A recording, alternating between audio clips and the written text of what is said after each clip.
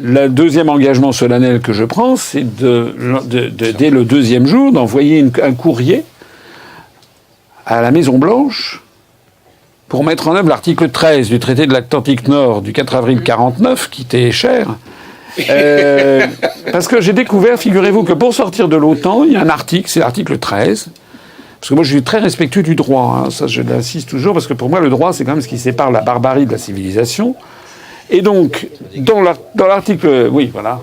Dans l'article 13 du traité de l'Atlantique Nord, il est prévu qu'un État peut sortir du traité de l'Atlantique Nord. Comment ? En écrivant au gouvernement des États-Unis d'Amérique. Oui, c'est quand même... Moi, je croyais que c'était au secrétariat général de l'OTAN à Bruxelles. Il faut écrire au gouvernement des États-Unis d'Amérique. C'est l'article 13. Donc j'écris... C'est quand même révélateur. Bon. Donc ça, c'est un engagement solennel. Mais je peux vous dire que, soyons sérieux. Je suis quelqu'un de sérieux. Si la France fait ça, c'est un bouleversement géopolitique énorme.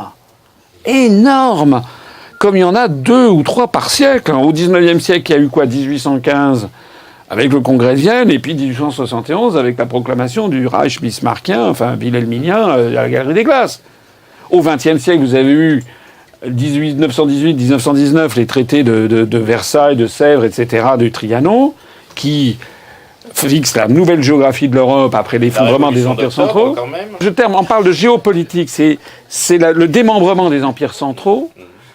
La deuxième grande date, c'est quand même 45, c'est l'application des accords de Yalta, voilà, Téhéran, Yalta, Potsdam.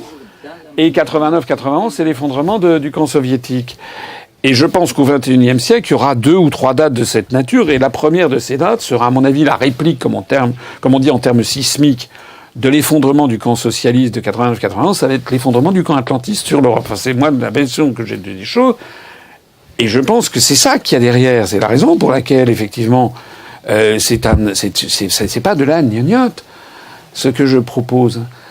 Donc, j'ai parfaitement conscience de la gravité de la chose, des événements. C'est pas un propos de comptoir.